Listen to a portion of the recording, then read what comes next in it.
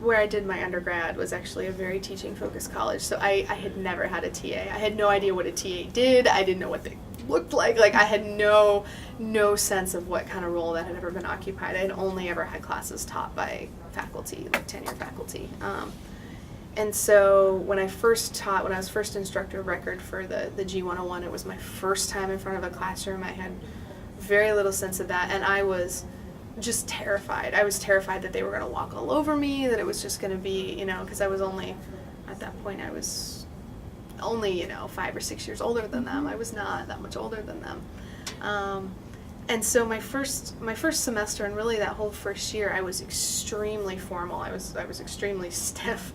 I didn't even tell them my first name. I was like, please call me Miss Thompson, like all of those things. And it was okay, and they didn't walk all over me, but as I got more confident in the classroom and, I started introducing myself by my first name and saying, you can call me that or you can call me this, whatever makes you comfortable, and kind of talking a little bit more. And the first year I didn't talk about my personal life at all, like nothing, not any inkling of even like traveling and stuff. Like I wouldn't, at Thanksgiving, I wouldn't even say like where I was going. Like I just was, completely.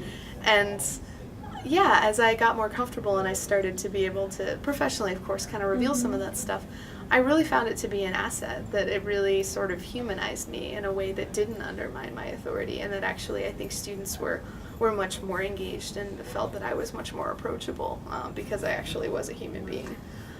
So I think, even though I think that's probably the one thing that I wish I would have known, it's just, yeah, even though you're nervous, like even though you want to have authority, like just because you're human doesn't mean that you don't have authority.